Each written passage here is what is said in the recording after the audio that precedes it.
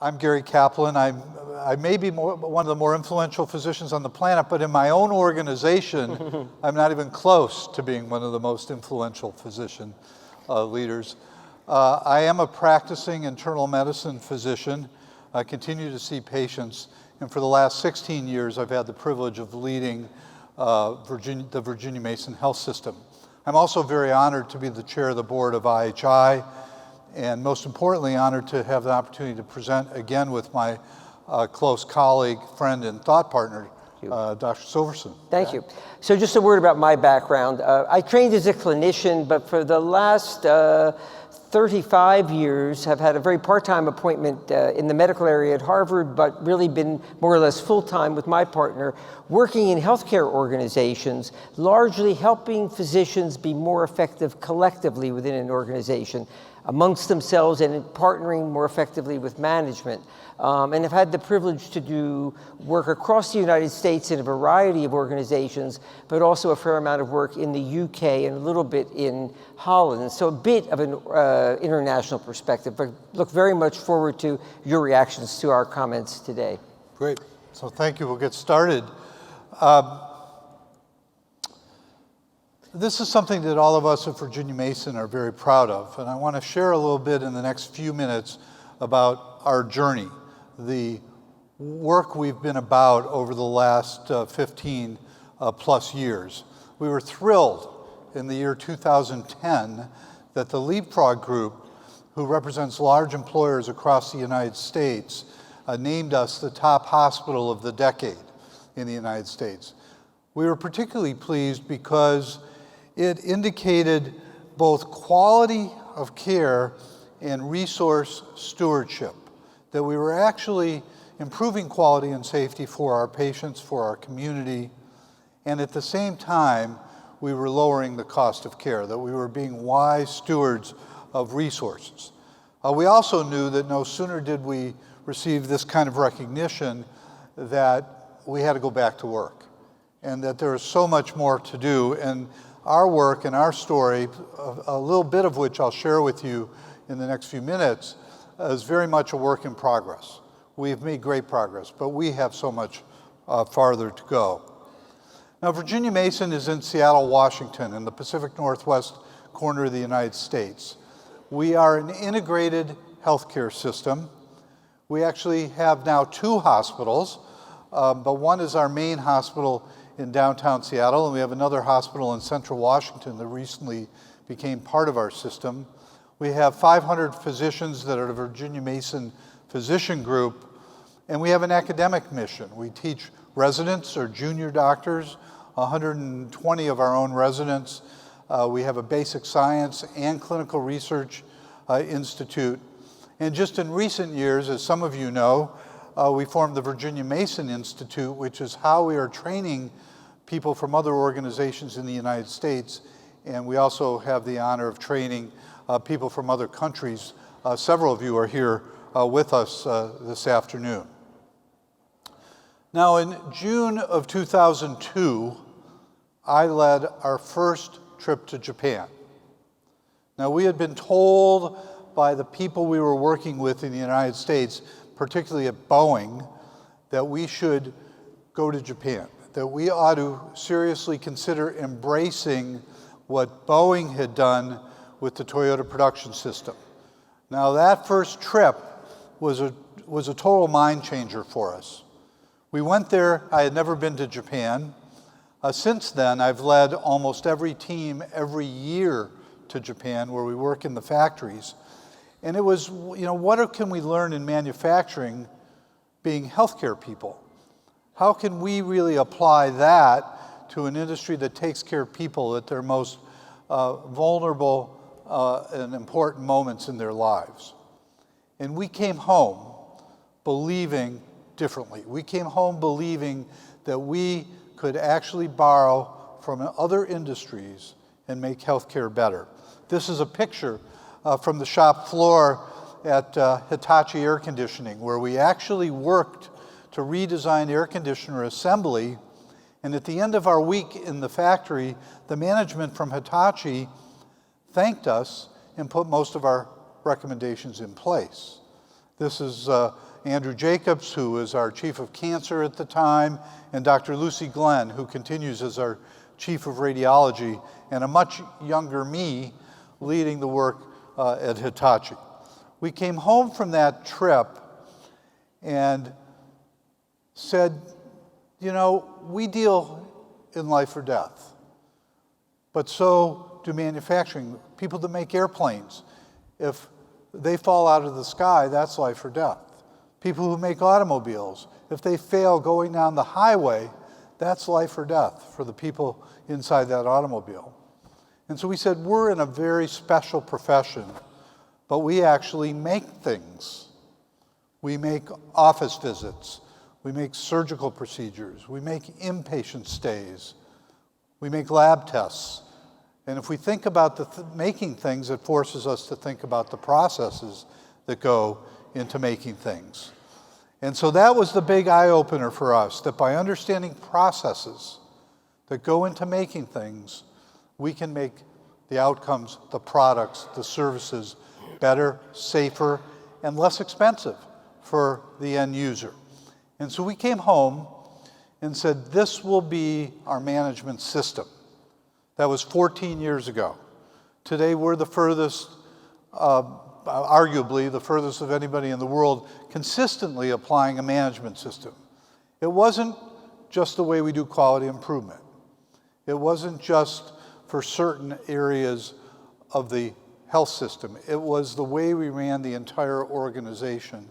And that was a very important point. And it was just what we were looking for. It was the Toyota production system relentlessly focused on the customer. And for us, that was the patient. Totally obsessed with quality and safety. The people closest to the work, redesigning the work. And then the economics, which I'll show you in a minute, very powerful and very successful where we wanted to go. But we're best known for the Toyota production system, what we call the Virginia Mason production system. But really, it's about a lot more than the tools of lean. For us, the journey actually started with this strategic plan. This was in place in the year 2000 and forced us to change our thinking. Our board of directors said, who's your customer? And we said, like everybody in healthcare, it's the patient. And our board of directors, my boss, community leaders in Seattle, said, if that were the case, things would not look the way they do. And in fact, we realized that care was designed around us, the doctors, and the nurses, and the pharmacists, and the care team. That's what all the processes were designed around. So we've got very clear that we needed to redesign care around the patient. Today we talk about patient-centered care. 15 years ago, our doctors were worried that if the patient was on top, did that mean the doctors were on the bottom? And that was a very big concern at that time. We set ourselves a vision to be the quality leader, and I'll come back and talk about that, but this was foundational. It said our core business strategy is predicated on quality, not on size, not on market share, not on just getting big to get big, but on quality. That was a big step for us at that time. And then finally, the original plan didn't have a method until we came back from that first trip to Japan. And that's when we realized that the Virginia Mason production system would become our method. And we'll show you how that fits in the bigger picture. Now, we said if we want to be the quality leader, what do we mean by quality? And this is how we define quality at Virginia Mason, what we call our quality equation. Of course, it's about outcomes. It's also about service, the patient experience. That W for waste used to be a C for cost, and but we know that if we just take out cost, we'll often reduce quality. But we learned that if we eliminate waste, the things that add no value, quality will actually get better and cost will go down. But the most important part of the quality equation, we believe, is this A for appropriateness. That we can do a great surgical procedure, we can do it with a great outcome, we can delight the patient with great service, we could do it efficiently with no waste, but if the patient didn't need it to begin with, there's no quality there. And so we took a very holistic approach to quality. One of the things we saw in that first trip to Japan and every time since was this. This is the Prius assembly line. They make 1,000 cars a day. There's what's called a takt time of 60 seconds. Every 60 seconds, the car enters the workstation, and that worker does what it is he or she does. Except if they can't do that, they pull the cord and the line slows down and gives them more time. And if they still can't fix the problem or do their job, they pull the next cord and the line stops. They play music, and all the supervisors come and fix the problem before it's passed downstream. What do we do in healthcare? Retrospective quality assurance. A week, a month, 2 months after the patient has been discharged from the hospital or after the encounter, we go back and we look at what didn't go well and how can we fix it. We said we want real-time quality assurance, and we want to treat our patients at least as good as Toyota treats their cars. And so we came home and put this in place. The story has been one of great success for us economically. We've improved our performance. We've been able to share the economics with our staff through our shared success program. We've lowered the costs of poor quality. What in the United States is a big problem, which is the professional liability costs of poor quality. Dramatic reductions with transparency, apology and disclosure, and a focus on quality and safety. It's been a journey, as I mentioned, and it continues to be a journey. And we continue to learn every single day. And we'll talk more about that. We've realized, as I said at the beginning, that lean tools are not enough.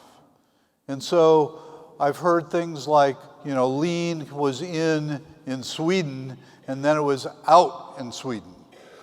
And I read an article that I've helped write a rebuttal to, which said that lean doesn't improve patient experience, it just lowers costs.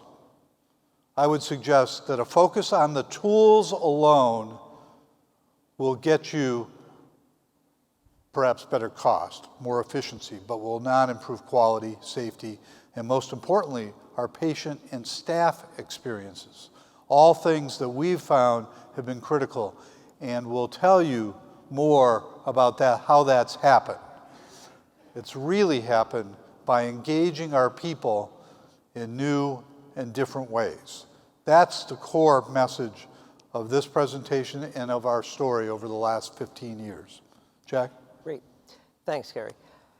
So then the question is, what is this beyond the tools that leads to transformation? And I just want to, in the next few minutes, paint the picture of what those large issues are.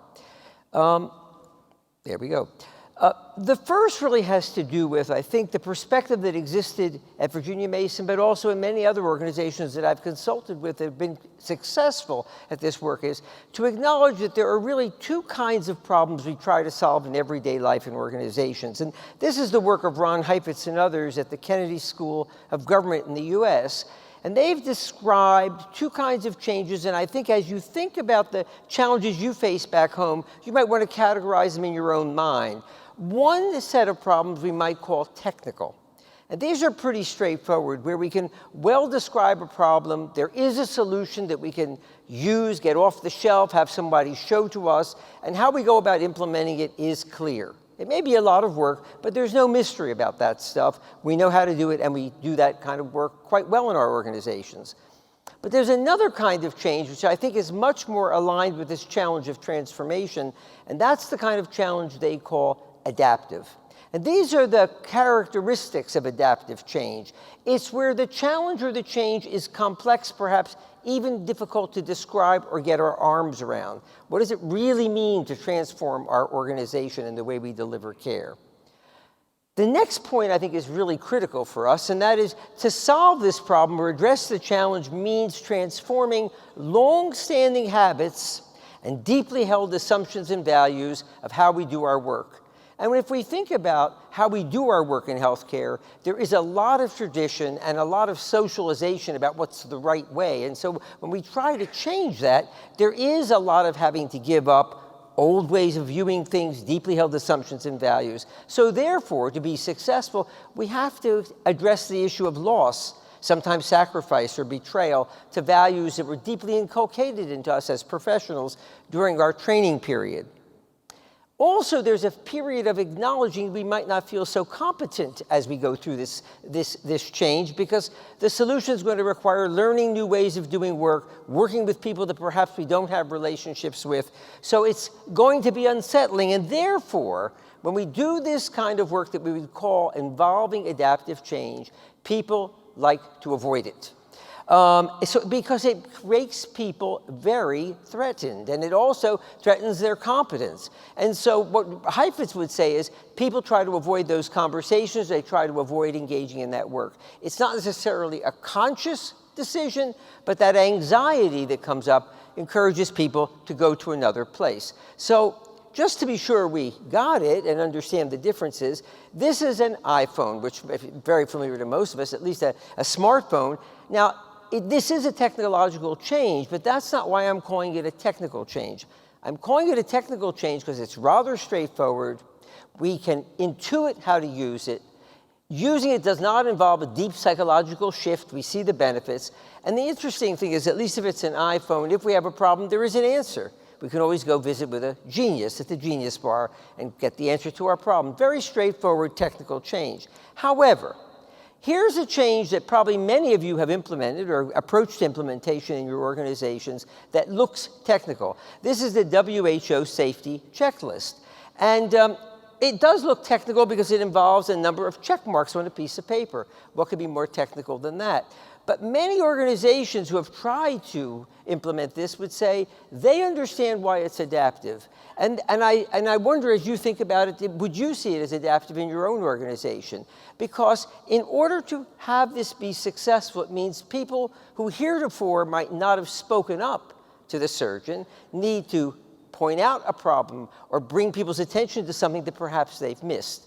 And I've often said this, I mean, most people who work in operating rooms that I know like living. And if they live in fear, if they speak up that they might be castigated or ignored or humiliated, they might say nothing. And so this very straightforward and simple change can be difficult to really implement in a way to get the benefits if we don't address the adaptive issues, the giving up the traditional ways of communicating and leveling the playing field so that people feel safe to speak up. That psychological safety is key. And that tone needs to be set by the leader in the operating room, who's typically the surgeon. So this would be an example of an adaptive change, very beneficial, great cost benefit involved in this, but if we don't address the adaptive concerns or issues, we probably will only have partial implementation, which is what many organizations have seen. Okay, so just to hone in on this, so when we think about changes involved in improvement, which is what we're here to talk about, we see here a picture of a spaghetti diagram, a very basic tool in looking at how the flow happens when work gets done in our organizations. Well, if we're really going to look at that diagram and try and get benefits out of it, we have to acknowledge that we can learn from manufacturing, as Gary said. Or perhaps this is the better example. If we're going to follow standard work, we come together, we decide this is the way we're going to treat this condition when things fit the paradigm, and we say this is the standard, every patient really is entitled to get this being the best care. That means, for many of our doctors, a fair amount of adaptive work, because if they were socialized to believe that they have the responsibility and therefore the authority and the responsibility to make the ultimate decisions, if they're going to really follow that protocol, there's a fair amount of letting go. I don't know about in your organizations, but still today I go into organizations where people will describe improvement work as cookbook medicine, which is a very critical way of putting down what we see as valuable, which is cutting out the non-value-added variation. So listen to what people say as you introduce change, and what you may be hearing is, we call it resistance, but what it really is about is expressing for them what the adaptive elements might be.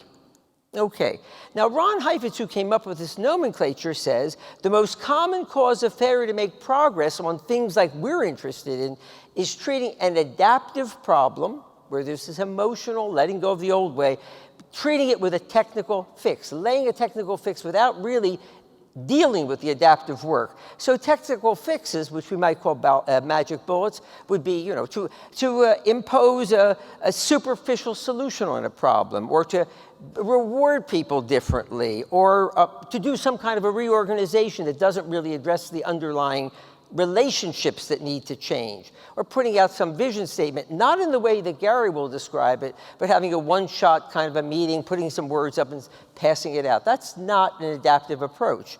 The adaptive approaches would be, when people have a problem, you put them in the room and you give them the ability and the data so that they can solve the problem. They get their hands dirty with the problem. That's how they work it through. Or discussion, when you have the time, where people don't have to agree instantly or jam a decision, but there can be a respectful discussion of differences and coming to ultimately some agreement. Bringing conflict to the surface. I mean, in healthcare, when we have conflict, we often see that as counterproductive. But conflict is an expression of strongly held beliefs. And when we take the time to put people in a room to work it through, there can be tremendous dedication and commitment to the decision that comes out of that kind of adaptive approach. So while technical solutions are very good for technical problems, and they may be a critical element even when dealing with an adaptive problem, sometimes, and often in the work we're talking about, they are insufficient. Because when the work is adaptive, and this is a quote from Heifetz and his colleague, the issues have to be internalized, owned, and ultimately resolved by the relevant parties to achieve enduring success. So in some ways, slower to go faster, people really engaging in the work to go faster. So when we think about this transformation, as Gary said, it's not just the lean tools, it's acknowledging the fact that there's adaptive change and approaching the work in ways that allows for people to work through the issues. So as we talk about the rest of our time together today, that is what we're going to be focusing on, is how do we add these adaptive elements, this adaptive approach to dialogue with people in our organizations to help them through some of the change so the tools can be owned and really used effectively by everyone in the organization. So here's our model for transformation that comes assuming that, and it starts off with an assumption, which may not be true in all of our organizations represented here today, that you all have a single approach to improvement. Gary is describing the Virginia Mason production system that came after spending time in Japan, looking at their approaches to improvement. That's his approach. You may have other approaches that work in your organization, but the question is, do you have multiple methods in the same organization or one?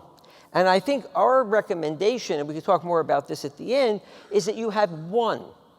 If we're trying to get communication to happen in an organization, for people to understand how they're approaching the work, it's hard to imagine how people can share information, share changes, accelerate improvement if people are using different methodology and therefore talking a different language. So we would say the first order of business is settle on some approach for organizational-wide improvement. Then, and this is the rest of our model, the first is that people on the front line who are going to have to contribute to the transformation have to have a sense of urgency that this is critical work that we do.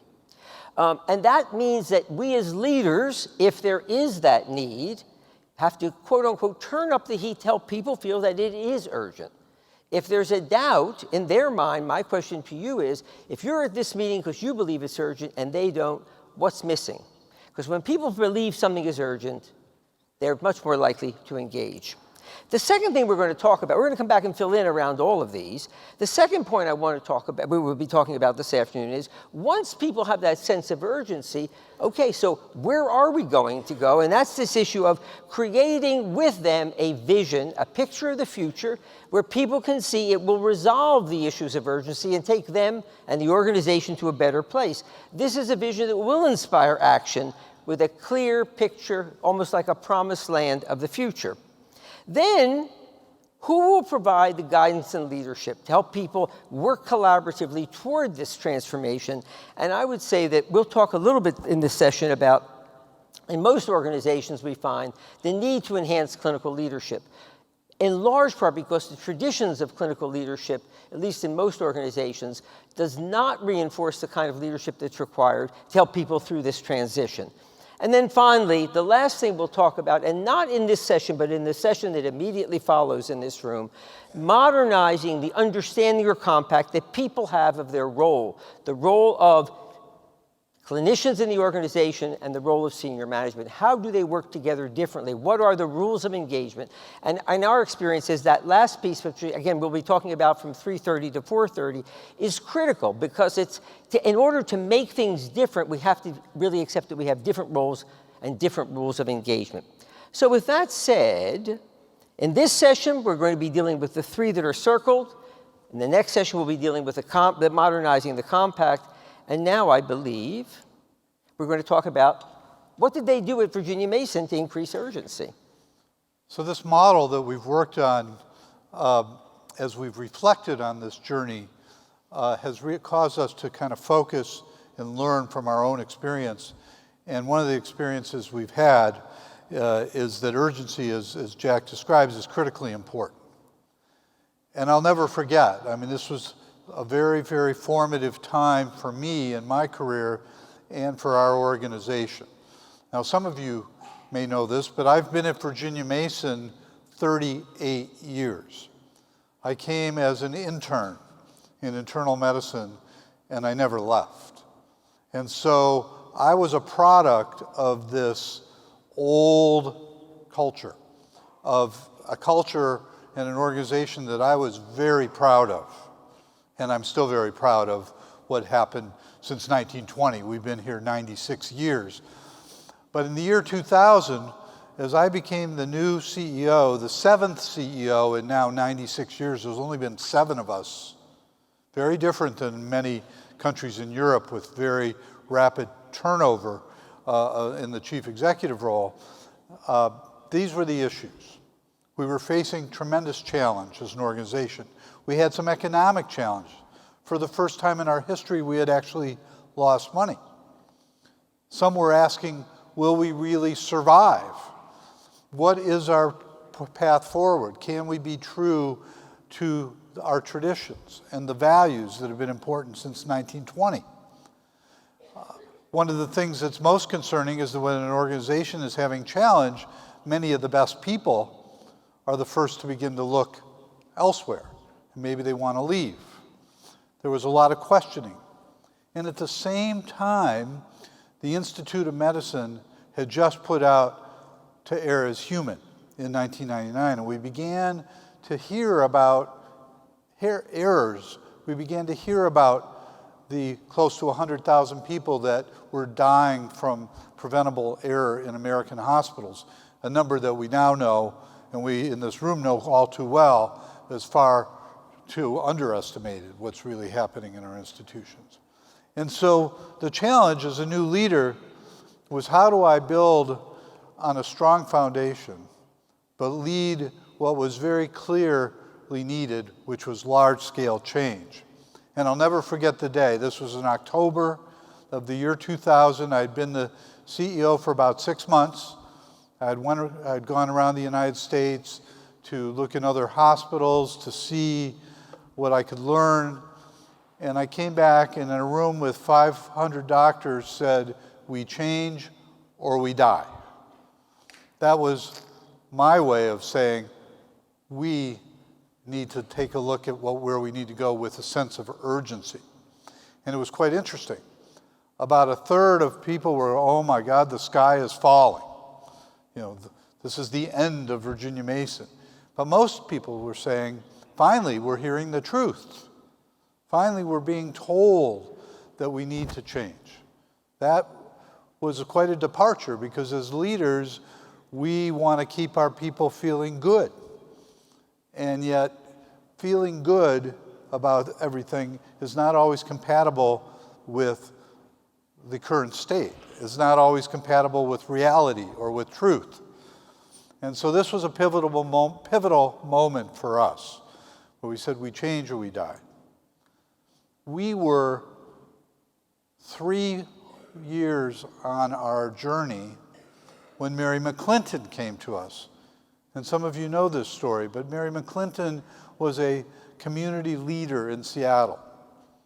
And she came to us for a tertiary procedure, a subspecialty interventional radiology procedure, but one that we do every week at Virginia Mason. And we failed her. She died of a preventable medical error. And we made the decision, as soon as we saw what happened, to go public and to tell the truth. Now, up until that time, that had only happened once or twice before. And so this was a big moment, and we had a big debate. And we said, what we're learning from our work with Toyota says we've got to lower the water level. We have to understand the way things are. And the only way to do that is to tell the truth. Well, we took a lot of heat. The media, the television stations, the newspapers. I got letters from people in Europe saying, you have killed this woman in your hospital, you should go out of business. And we knew it was the right thing to do when we heard that just 2 years earlier, the same mistake had occurred in another hospital in Seattle, in our town, and had been covered up, had not been talked about. And we realized Mary McClinton might not have died if we knew about that mistake, and we were learning from that mistake. But what this did was reaffirm the sense of urgency. It was a turning point for Virginia Mason, but it was a turning point because we as leaders said, it's okay to feel uncomfortable. It's okay to feel the stress of confronting the reality. Today, we meet with Mary McClinton's family every year. It's moving. People are in tears.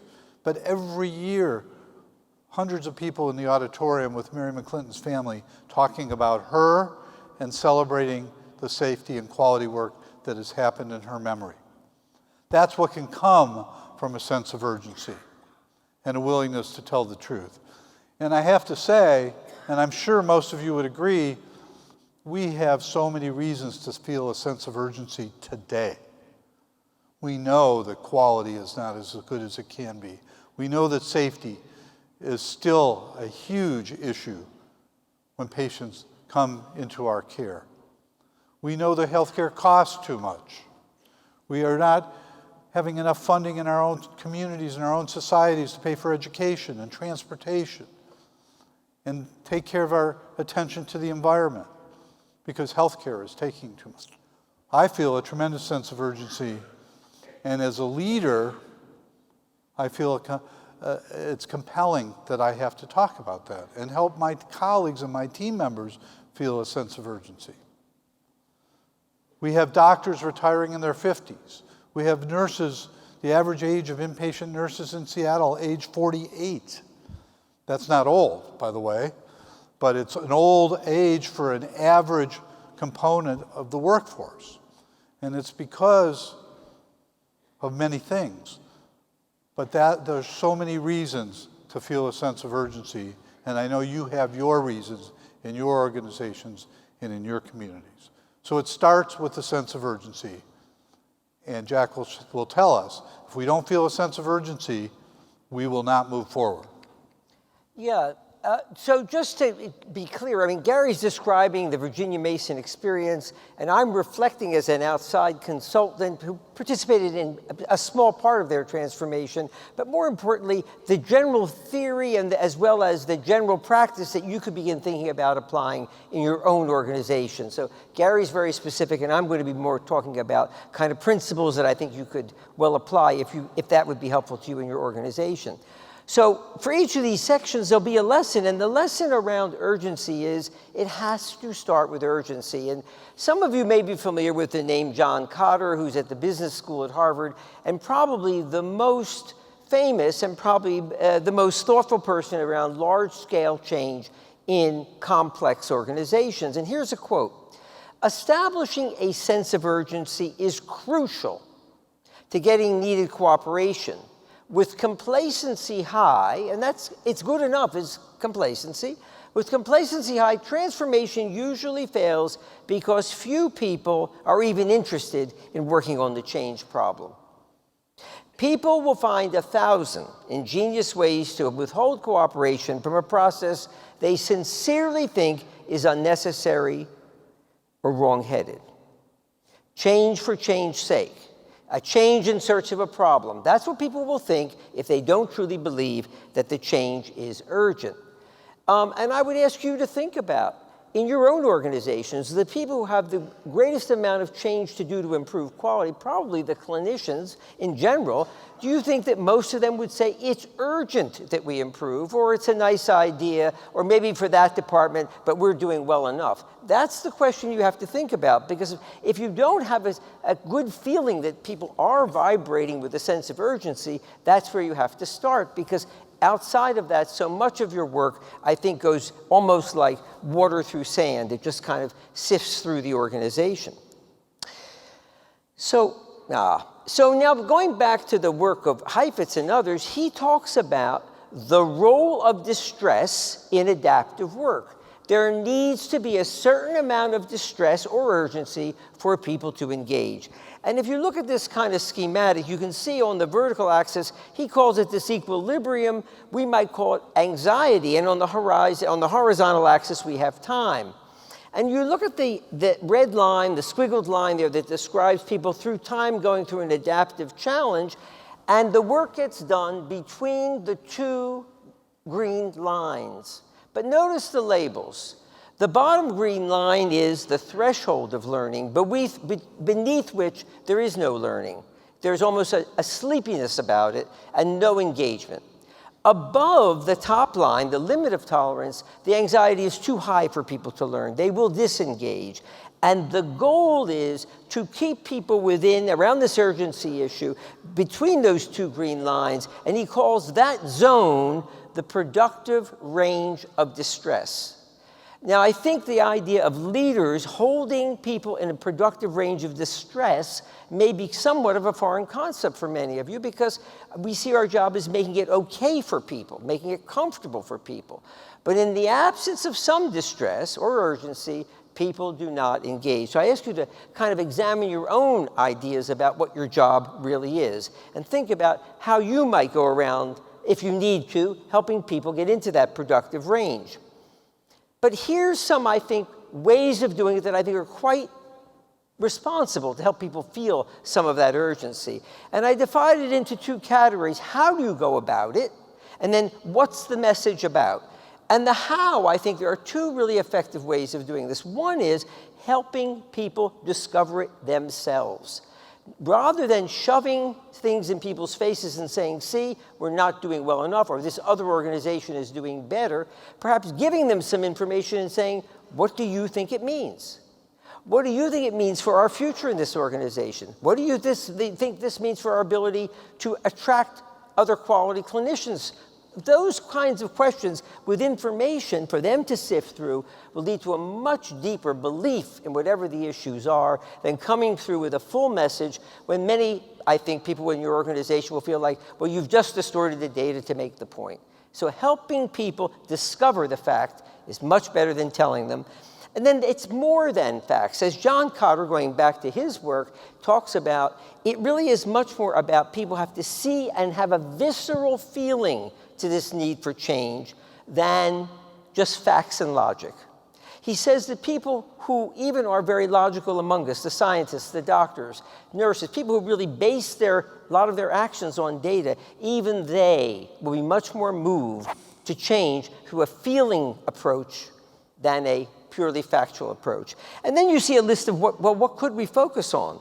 Well, what's the cost of doing nothing versus the cost of making change? In the absence of talking about that, I think most people will believe that the cost of change far exceeds the cost of staying the way we are. So that suggests to me people might need some help in understanding if we don't change, what's the price we pay? Because few people project the cost of the status quo, but they can easily project the cost of change in terms of anxiety and all the rest. So it's our job, I think, to help people realize there is a cost to the status quo. Sometimes it's the cold, hard facts, which leads us to believe that, come to some conclusion that we really won't be sustainable in the way we are. Or we can talk about how we'd like to see ourselves versus how we are, and how does that feel, to hold that gap in public for people to think about. And then also, if you have clinicians who've had the misfortune of being involved in something where damage was done to a patient, or results were far less than what could have been achieved, having them talk about their stories, if they're willing to, can be a very moving way to help clinicians really understand how important this work is. Because when people really reveal their heart, those stories are very powerful in engaging other clinicians to perhaps step up now and to do the needed work. So, one last point about this issue of urgency, and that has to do with the consistent signals that leaders need to give. Now, this is the work of Charles O'Reilly, and he's based at Stanford University on the West Coast in the United States. But he talks about leaders are signal generators who reduce uncertainty and ambiguity about what is important and how to act. The basic theory is people want to be viewed positively by the leader. The problem is leaders often don't give sufficiently clear signals so people know what to do in order to be seen positively. And so I'd ask you to think about in your own organization, as it relates to urgency, is your organization giving these kind of signals or more of these kinds of signals? Clear, consistent. Because when people get inconsistent signals and are asked to behave in ways which might make them uncomfortable around change, that ambiguity of message is all they need to know in order to maintain the status quo. So I ask you to think about the clarity of signals in your organization. So before we move on, at the end of each of these sections, we're going to ask you to think about how you might take conversation back to your organization. So as it relates to urgency, you and others, and if you have others here with you from your organization, this might be very good work for you to do while you're away. What signals do senior leaders in your organization send regarding urgency for care improvement? Are they aligned? Are they consistent? What's the pattern? What's the real message? How is it heard? And then based on the signals that others get from leaders, what would most frontline doctors and other clinicians conclude about the urgency to improve? Would there be a clear message going forth? And the reason I think we're really focusing in on this is so often we assume, because we know the urgency, that others will somehow come to the same conclusion. And chances are, until people have really tried it on and own it, there's very little reason for them to really feel the urgency for change. So getting people into that productive range of distress and then helping them think about, now, where do we go from here? And that's our next section, is really critical to the work. So we've talked about having a single method. For us, that are the tools of Lean that we use as our method. But we've also talked about, talk about the adaptive challenges, the adaptive changes that are necessary. Urgency is critical. But without a shared vision, we actually have no idea where we're going. We have no reason to come together as an organization, as a community, as doctors and leaders and nurses and team members to accomplish what? We have to take the time to actually create that shared vision. And so as I look back on our journey at Virginia Mason, we would not have ever even toyed with the notion of the Toyota production system, we would never have even gone looking for a management system if we didn't have a vision of what we wanted to be. What did we aspire to be? And as I told you before, our vision is to create a truly patient-driven, patient-centered system of care, where that is the true north and the decision rules that are applied to everything that we do, and to aspire to become the quality leader, not just in Seattle or in the northwest part of the United States, but anywhere. And we're still working on that, but that was the aspiration. That's the goal. That's what we're striving to be. Now, some might say that's pretty simple. You know, patient-centeredness, quality, of course. But it wasn't simple. And 15 years ago, when we began to talk about it, we spent a lot of time. We spent days and weeks and months before we fully understood what it meant. And in fact, when it comes to patient-centeredness, we're still discovering every day, every week, what it means, because we're constantly being challenged. Because, at least in our country, I'll take doctors, physicians, we are not trained in our education, in medical school, and in residency to put patients first. Our role models are the best technicians, the best clinicians, the best thinkers, but they're not always thinking about patient-centeredness. We know that. We're all products of that system. And I think we are getting better as a profession. But at that time, at Virginia Mason, we said we need to spend the time to decide what is our vision. And so when our board said, you say the patient's the customer, you don't behave that way, we began to look, and we began to look deeply. And some of you have heard me use this example. But what are waiting rooms? And we have waiting rooms in all of our organizations. What are waiting rooms? They're places for patients to hurry up and be on time and then wait for us. We spend millions of dollars building spaces for patients to wait. I mean, it's part of our economic and our facilities model. It's what we do. Well, today we're building clinics with no waiting rooms, because if you are truly in flow, you don't need waiting rooms. You know and understand your demand, and you can be in flow. We're building hospital units with no nursing stations, because our nurses have told us that nursing stations are places for nurses to be away from the patients in the bedside. So by changing our thinking, it's taken a long time. That's part of our vision. Our vision to be the quality leader. That took a lot of thinking. Could we really aspire to be the best? Or did we have that capability potentially? So we spent time on this. We created this new strategic plan, this strategic vision. And interestingly, we said, we want to make sure that we communicate this to the entire organization. Now, the process to design this involved doctors and nurses, board members, patients, and families. But we said, now it's time to bring this forward. And we said, we want to bring this forward to every single department in the organization the same way. This was before we learned about Toyota and standardization. But we knew enough to know we wanted to teach it and translate it the same way to every single department. Well, you know, that was a big pushback. The anesthesiologist said, oh no, we know how to package it for the anesthesiologists. And the cardiologist said, well, we want to package it for the cardiologists. And we said, no, we think it's important that everybody hear it the same way. So we put together presentations, and it was shared the same way. But then what started to happen is we started seeing all these strategic pyramids, but they were specific to different specialties.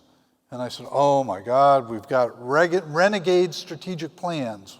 we called that. We have people who are so independent doing their own thing and will never get this all under control. And I was much more those days worried about control.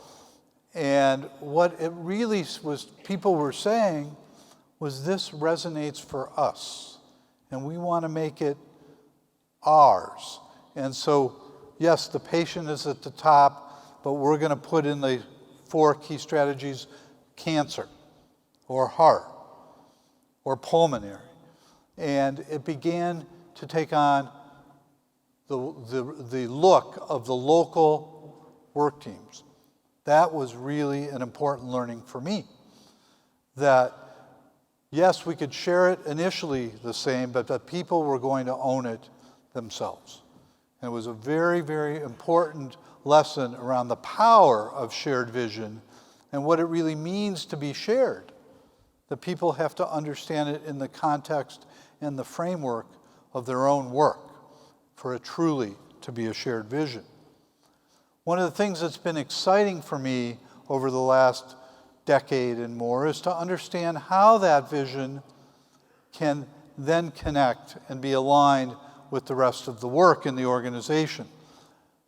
So this pyramid has 4 key strategic areas of focus: people, quality, service, and innovation. And each of those, as you can see on the slide, have 5-year plans. And from those 5-year plans come our annual goals.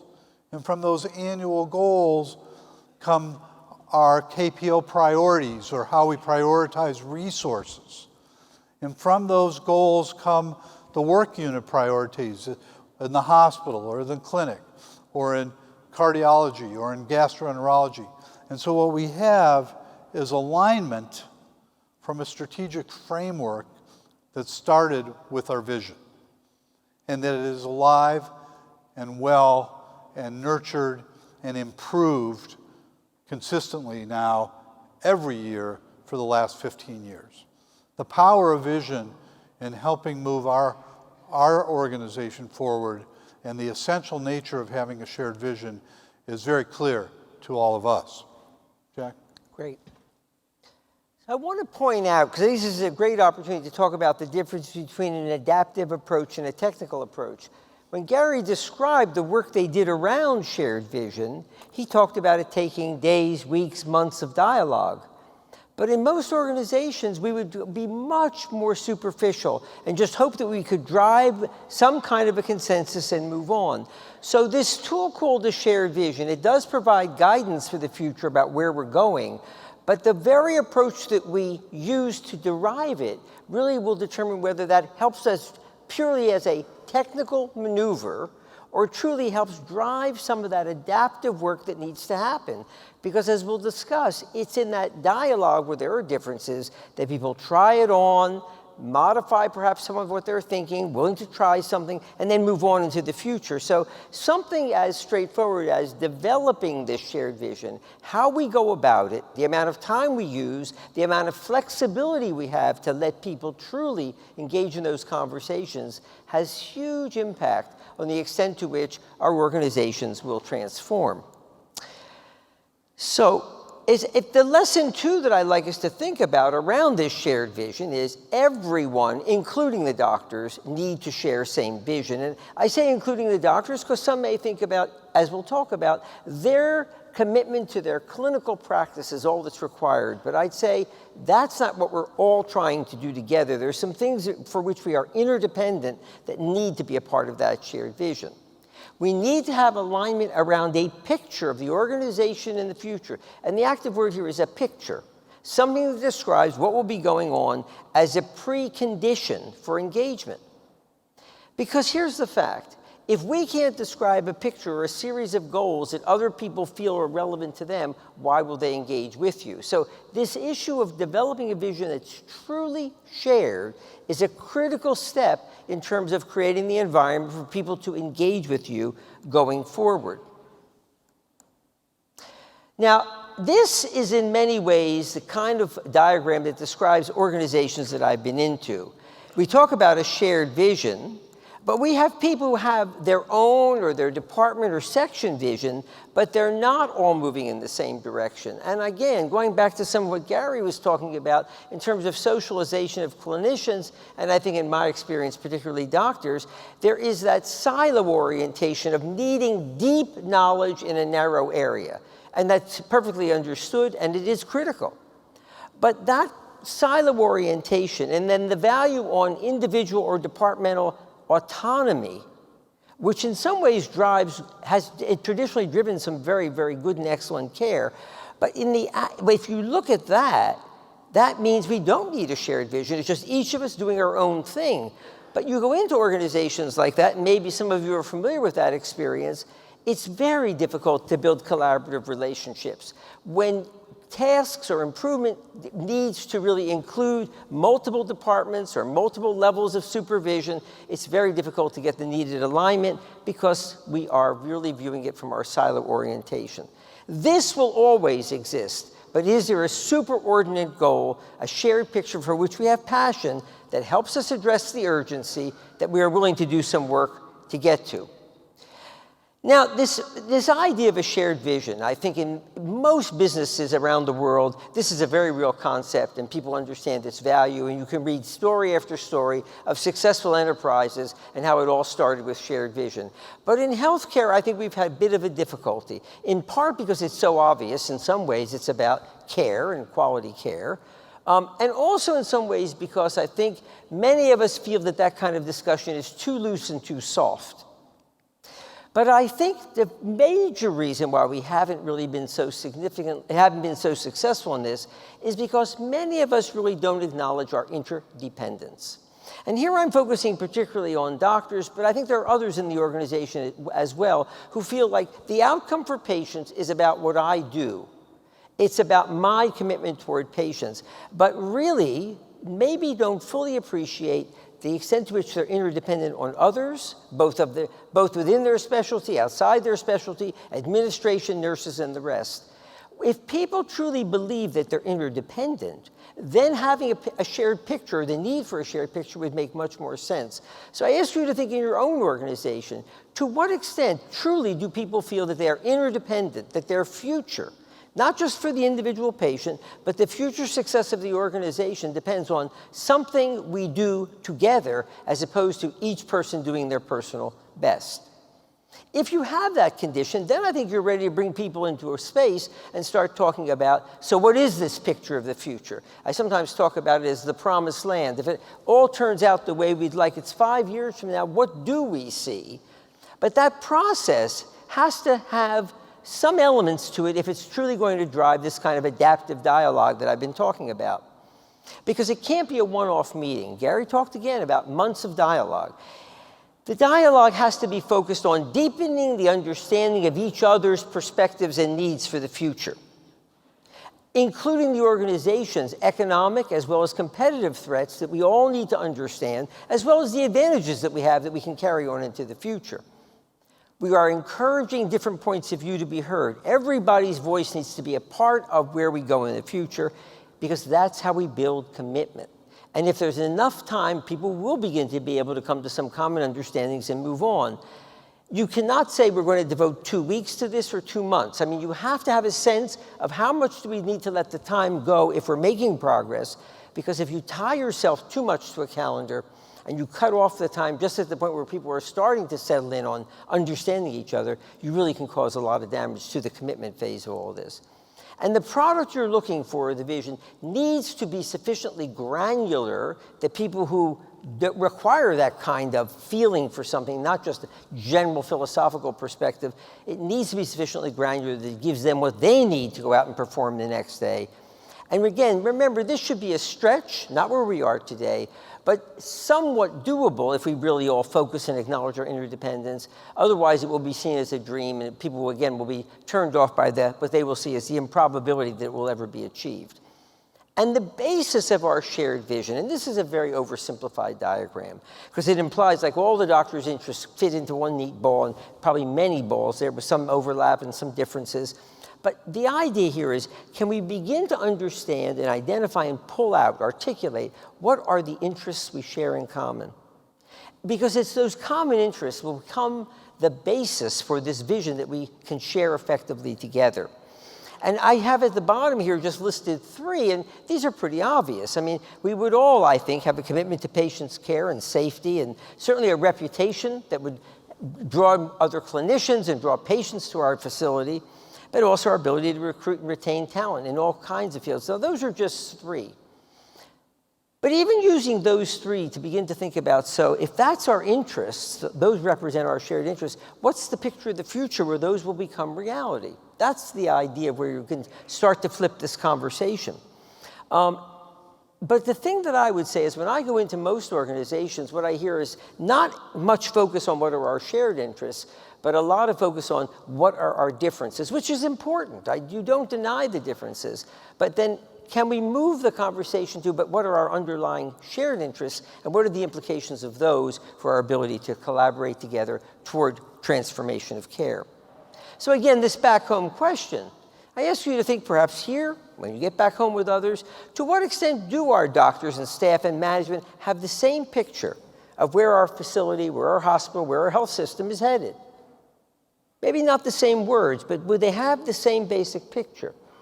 From a little to a lot, and particularly if you're doing this with others, have people talk about what do they see, what do they observe that leads them to circle the number that they did, and then start talking about, so what's the impact of that number on the extent to which doctors and others engage in our organization? Because if there isn't the shared picture that I can resonate to, why would I want to engage in this change? Because I'm not sure there's anything in it for me or for my patients.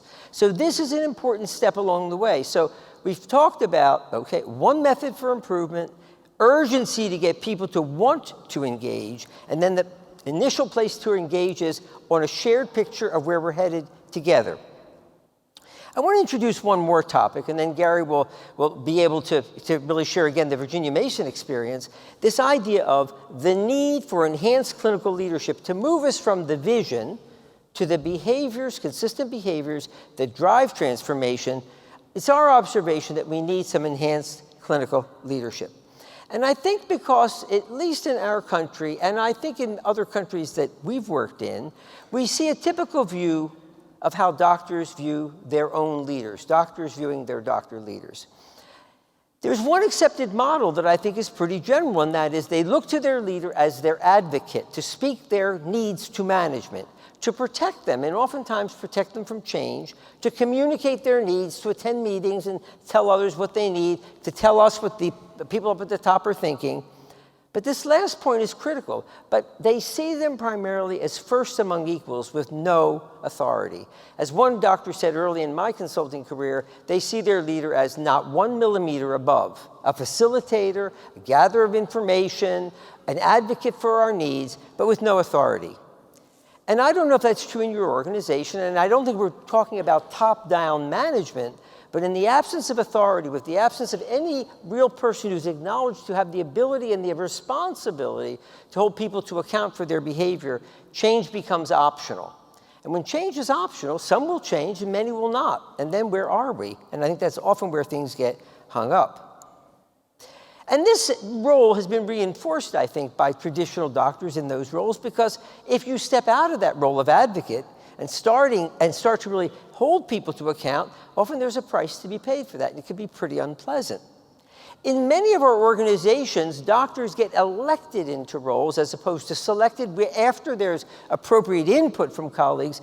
Rather than being selected, there's actually a vote. And at least in my experience, when people who are put into those positions are elected, it creates a dynamic where, again, it's very difficult, I think, to hold people to account. And oftentimes, I think we prefer to have weak leadership roles because to have otherwise it threatens our clinical autonomy. And so we have very short tenure in roles. I know in organizations in the United States, there'll be an election every year for a new person to go into a significant role. For example, in a community hospital. People barely get to be oriented to the role when it's the next person's turn to be in that role. So again, thinking about what do we do in a sense to cripple ourselves or limit our ability to build effective leadership, and I think these are some of the ways in which we have done that. So here I think is the current dilemma that many doctors who are leaders face. The hospital, the organization, the clinic needs doctor leaders to sponsor change, to step out and say, I believe we need to do this. That's what sponsorship really is. Taking the responsibility, not to say they say we need to do this, but I sponsor this. I believe we need to make this change. Okay. But then we have their colleagues, and I think this is particularly true with doctors, who don't easily accept the legitimacy that they have any authority, just first among equals. And so what you end up with is kind of this stalemate. And that's the dilemma that needs to be resolved. But again, as Gary said, this particular dynamic is deeply embedded, I think, in the socialization, particularly of most doctors in their training. So lesson 3, and then Gary will give some information about how they address this issue at Virginia Mason Medical Center. You need to invest in building effective doctor leaders. Now, how you go about the investment, I think Gary will say more, but these are the things that I think are the critical skills for doctor leaders if they're going to facilitate transformation. The ability to sponsor change, have the courage to say, I believe this is so, and then the ability to truly engage, be open to the engagement of their colleagues. To hold colleagues accountable to engage in the quality and safety efforts. Not to be perfect the first day, but accountable to engage, to work on it, to try, to show interest. The leader has some responsibility to make practice life more efficient for their clinical colleagues so they can have the time to really contemplate how to, and to engage in making care safer and better.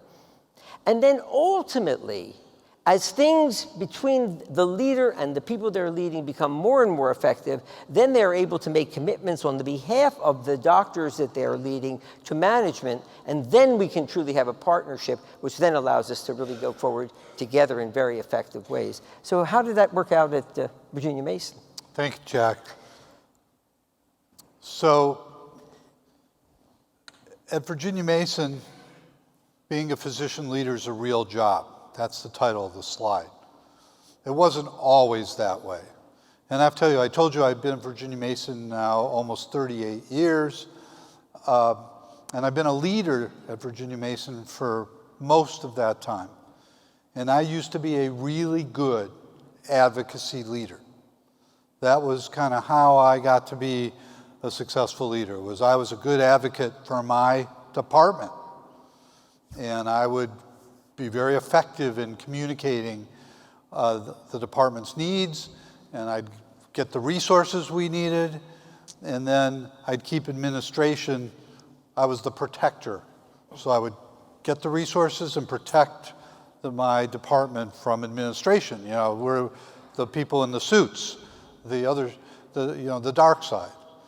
And that model of leadership worked reasonably well then. It is essentially fatal to an organization if that were the model of leadership we were applying today. And so we've said, and over the last 15 years we've worked very hard to make the job of physician leader a real leader, a sponsor of change. Our physician leaders are appointed, not elected. It didn't used to be that way. I was elected by my department, and I did a good enough job so that every 3 years they'd keep electing me. And it was all political. In fact, I used to work side by side with an administrator. We've worked together for over 30 years. And she used to say to me, I really like working together. We're a really good team. But about 9 months, every 3 years, for about 8 or 9 months, your behavior changes. And she was telling me that my behavior was changing before the next election because I wanted to get reelected to be the leader. Not a very functional way of choosing leaders or of leading organizations for improvement. As part of making leadership a real job, we've been very clear. You have to be aligned and engaged with the organization's vision and mission and purpose. You have to believe in our reciprocal agreements, our compacts, which we will talk about in the next session. And you have to be willing to be accountable.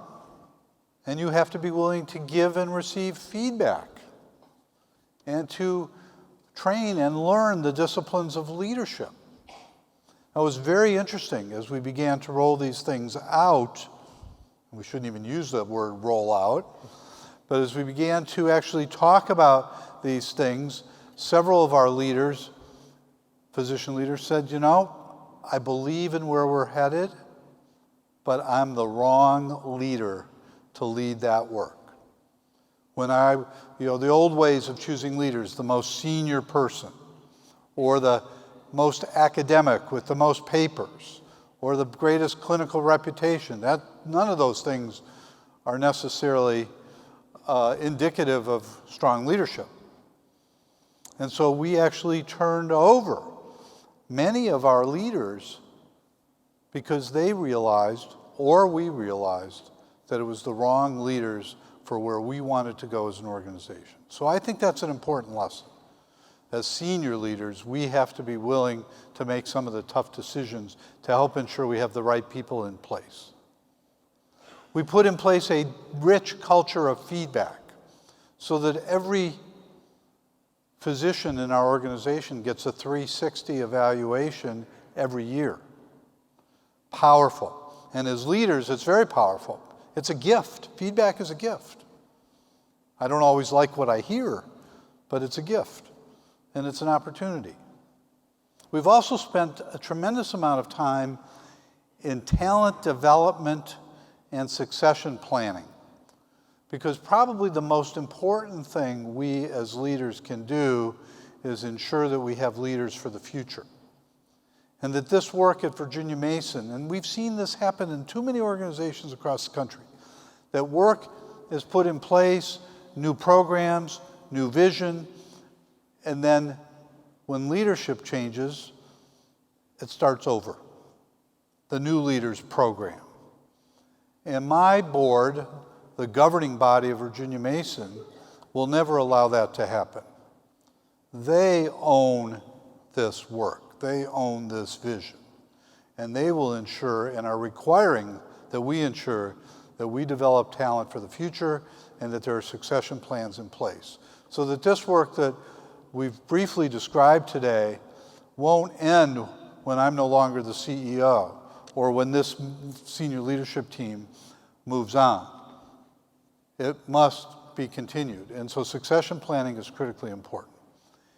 And as physician leaders, we must work side by side with our professional administrators.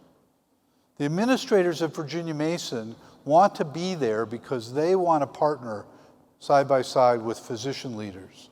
And we believe, whether it's the dyad model or what some now are looking at as a triad model with physician leaders, management leaders, and nursing leaders, we need to lead together.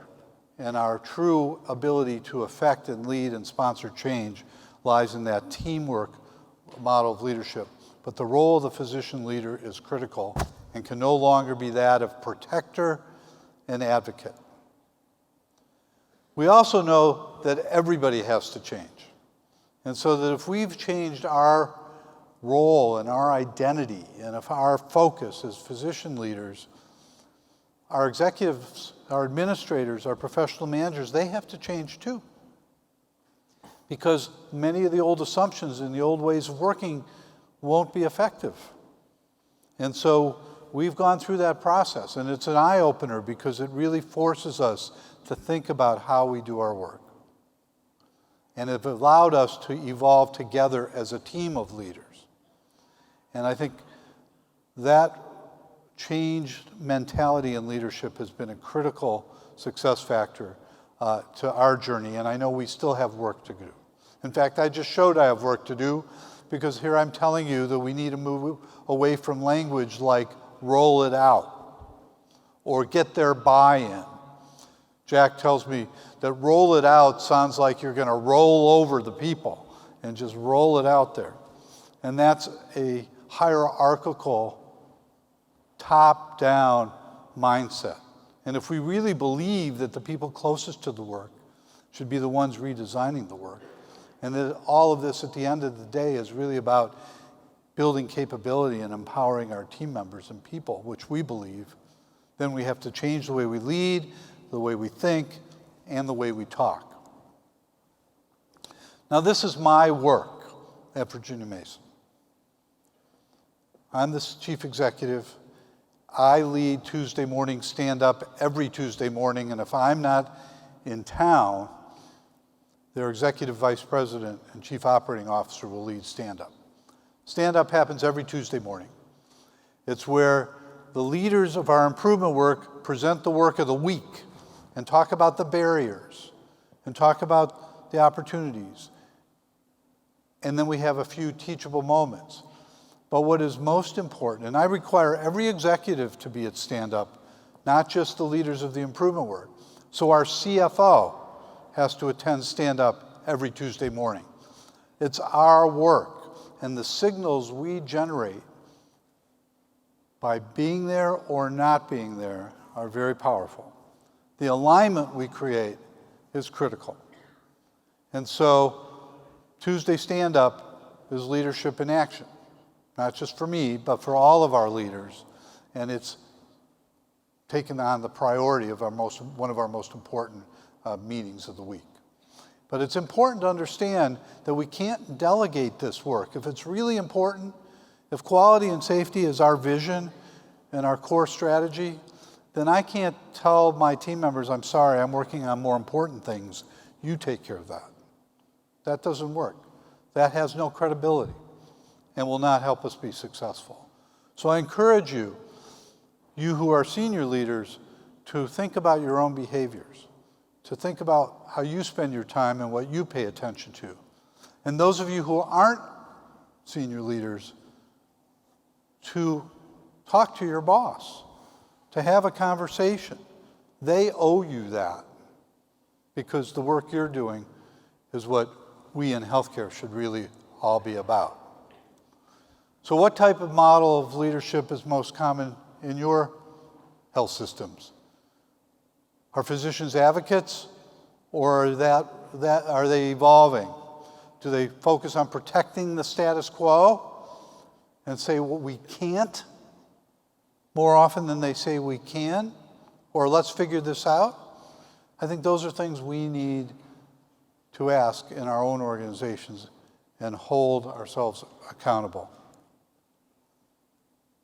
And then finally, our last slide, my favorite slide.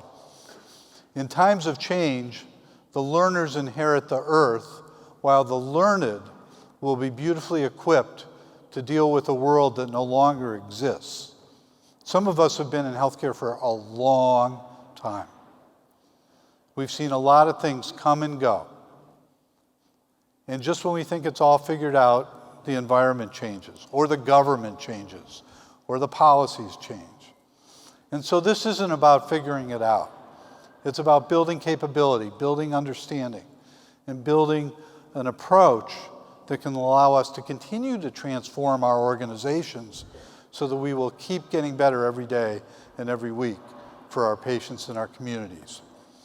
Thank you very much. We want to take a few questions. We have a few minutes, 5 or 6 minutes. We did pretty good. And welcome your questions or comments, thoughts, and thank you for your attention. Well, thank you.